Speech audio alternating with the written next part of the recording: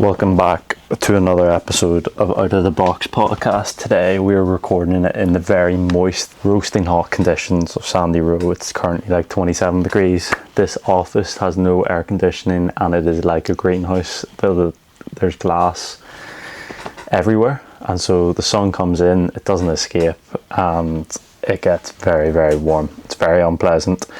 I was sweating just at my desk typing like this morning, and that's when I knew it was bad.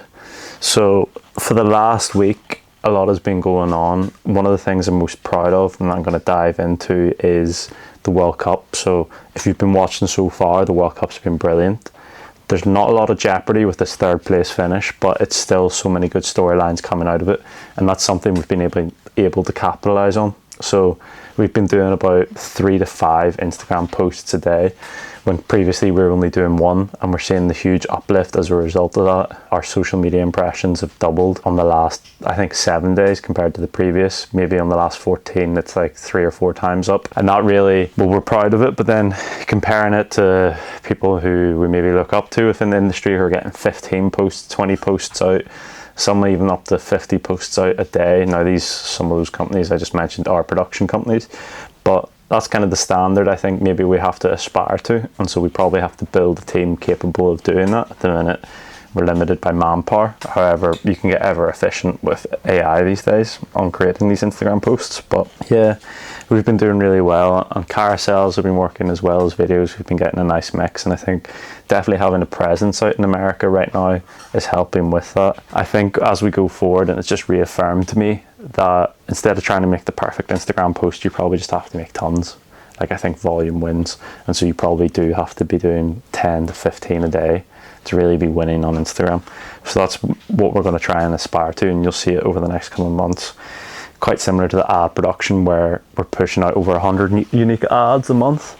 We need to be doing that maybe times 2 or 3 for organic. So we'll build out that system and that process so it can be done. Another thing we've ran into this week, and it's a weird one. So our ad account died, our Google ad account, not our main one, Meta. So Google has been limiting us on, so we run 2 separate ad accounts, one for the US, one for the UK, because they're different stores. And the US one used to get limited, even though the UK one was running fine. And now the US one's working fine, but the UK one, with no changes being done to it, has been limited. And so we've been stopping from running ads, which is a bit frustrating because we've got all this spend history of about 4 years of business. Not an awful lot of spend on Google now, maybe like 3 to 5 grand a month, but still enough that you would think they recognise you as a trustworthy business and won't ban you. So we're going to have to appeal that, and I think the way you need to do that is ringing them up. So that's getting sorted as we speak. It's just annoying, and there's a lot of instances when you go onto these platforms. We've had it with TikTok recently. They just ban you because their AI systems are not good enough at detecting real fraud, because there's so much fraud out there. There's tons of black hat fraud that people are able to get around, but then true businesses like me are getting hit with it. So yeah, we're looking to fix that, but again, just resilience. That's all these hurdles you come up against in business, you just need to be able to overcome. And then the other big piece, which I've been spending a lot of time on, is because I touched on it, we're bringing on a finance hire in-house and someone with a ton of experience. Because we're transitioning away from the agency, I have been doing a lot of reading up into Xero. So despite me having my finance degree, I had never really spent time in Xero, and I guess there was that information gap and kind of a lot of confidence in the agency, and the agency did brilliant work, but I didn't know what work they were doing because I never went and investigated it. And like CEO, you have to wear these hard hats, where different hats where you can pick up information and question and query it, so that people are doing their job and you can provide advice and you get the full picture. The finance element, I probably left alone, which is a bit rogue and maybe a bit arrogant, but I've been diving into Xero. So this week I've been doing training on it. I got my basic certificate. I'm like halfway through my 2nd level certificate. By the end of it, I'll be a specialist on Xero. I think I've got like 3 hours worth more of training to do on that.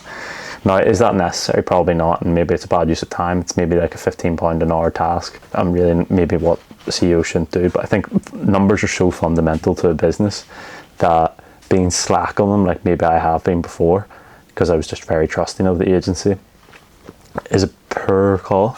because ultimately a business is just investing money, whether that's into people or into training or into stock or into sales activations, and then trying to get a return on it.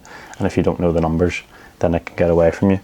So I've been doing that, built out the forecast, which I think I've touched on. And again, the forecast has come about because we've had a bit of a cash pain at the minute, and it comes about when you're scaling as hard as we have and you're bootstrapped like us. But cash is king, and it keeps businesses afloat. So despite being pretty profitable, we're struggling with cash, but that should fix because now I'm in there and I'm more in control of the numbers.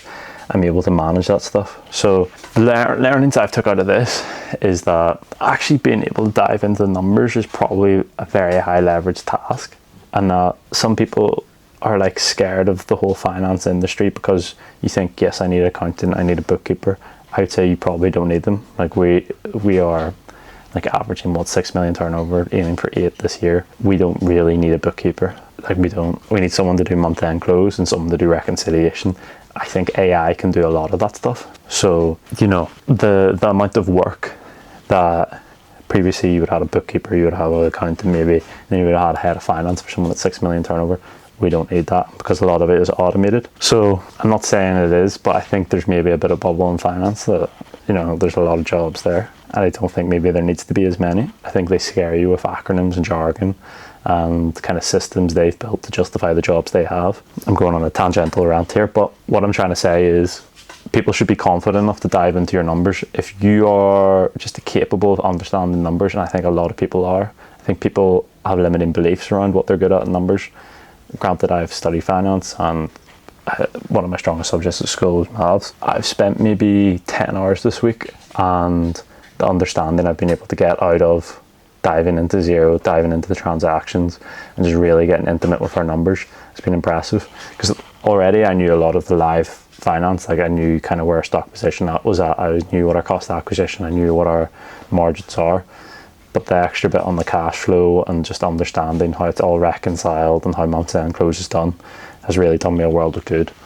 And you can see why so many people in companies go from being a finance director to CEO, because they have that whole picture of all different parts of the business and they understand the numbers. Anyway, I've touched on a lot of things and I've ranted a lot about the last part, but overall it's been a good week. Kind of mix of marketing and then some of the more boring stuff. At the end of the day, I think main takeaways I'm taking away from this week is that volume wins on social media, and we've neglected the two for too long. And then on social media, if you build it, you can build a brand which will help your paid acquisition. And then secondly, I just need to know my numbers more, and maybe that's something that shouldn't be delegated as a whole. And I think everyone should know their numbers a bit more if you're a CEO. So often e-commerce founders get obsessed with product, obsessed with marketing, and they leave numbers to someone else, but that is the crucial part of the business. Okay, that's me wrapping up. I'm sweating like heck and I'm getting out of here. I'm gonna go home, hydrate and get some food. I'll see you all next week.